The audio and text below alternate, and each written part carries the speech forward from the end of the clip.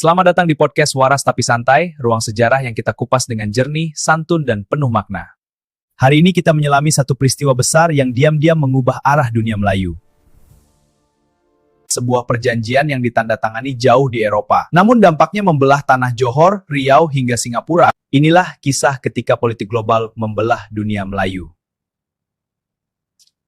Sebelum 1824, wilayah Johor Riau Lingga merupakan satu kesatuan politik dan budaya. Sejak runtuhnya Melaka tahun 1511, pusat kekuasaan Melayu berpindah-pindah.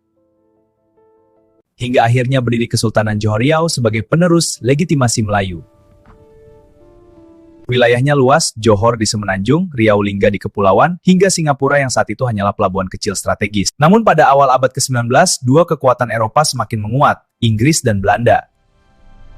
Perhatikan jalur sibuk ini, penuh kapal layar dari berbagai penjuru. Peta Asia Tenggara awal abad ke-19 tanpa garis batas modern. Jalur perdagangan Selat Malaka tampak ramai dengan kapal layar. Inggris ingin mengamankan jalur perdagangan India-Tiongkok.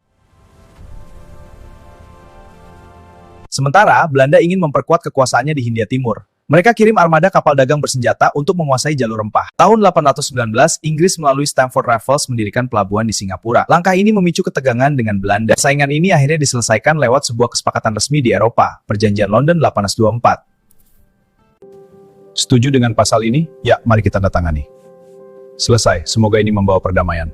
Isi perjanjian itu sederhana namun berdampak besar. Inggris menguasai wilayah utara Selat Malaka, termasuk Singapura dan Semenanjung. Belanda menguasai wilayah selatan, termasuk Riau Lingga dan Sumatera. Mereka membangun benteng dan pusat perdagangan di sana. Tanpa melibatkan suara penuh dari para pemimpin Melayu, lihat ilustrasi ini, bagaimana suara mereka diabaikan, memicu perpecahan besar. Johor dan Singapura masuk pengaruh Inggris.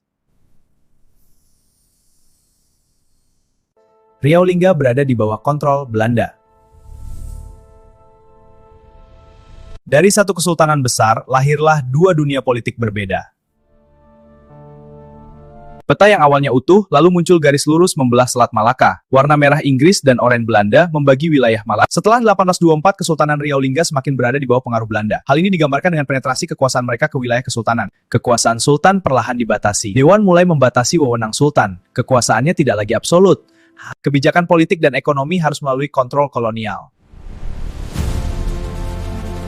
Meski begitu, Riau Lingga tetap menjadi pusat kebudayaan dan intelektual Melayu. Sebagai pusat intelektual, wilayah ini melahirkan cendekiawan-cendekiawan terkemuka. Di Pulau Penyengat, karya sastra dan hukum adat tetap berkembang. Tradisi ini dilestarikan dengan penuh semangat oleh masyarakat setempat. Namun secara politik, kedaulatan sudah tidak lagi utuh.